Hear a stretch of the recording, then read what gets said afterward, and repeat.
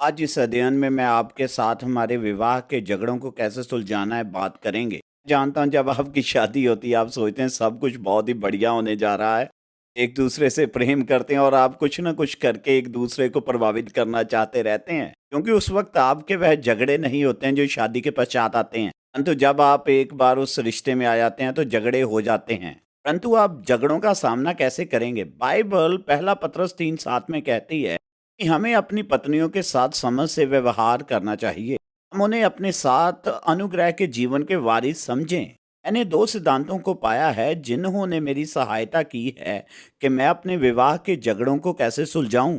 पहला है पत्नी का आदर करना। बहुत बार आदमियों के साथ क्या होता है हम सोचते हैं हम सही हैं, जानते हैं, हम समझते हैं, हमें सब कुछ पता है।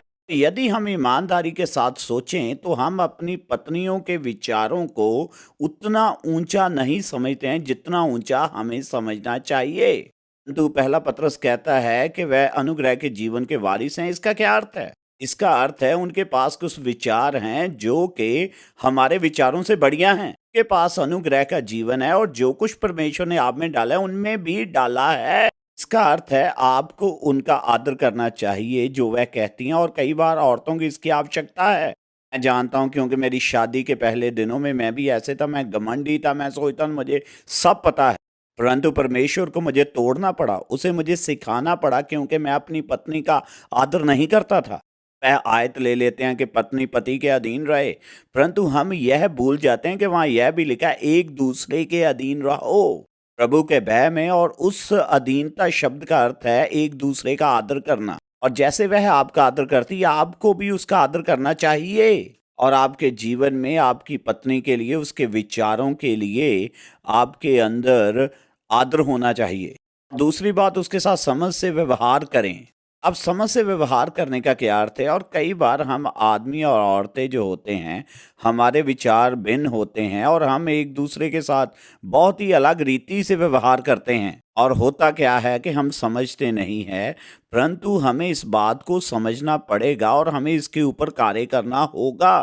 औरत भिन्न रीति से सोचती है, वह भिन्न रीति से बनाई गई है, रची गई है और भिन्न रीति से सोचती है। और बहुत बार हम आदमियों के लिए यह बहुत ही कठिन हो जाता है, परंतु यह हमारे लिए अनिवार्य है और हमें इसके प्रति समर्पित होना चाहिए।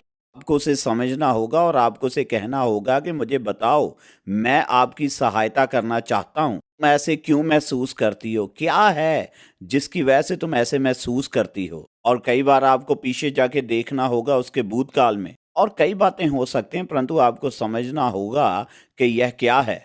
रीति से जब झगड़े होते हैं इसकी जगह पर कि हम अपने आत्मिक बॉक्सिंग ग्लव पालें, बात को समझें वह कहाँ से आ रही है।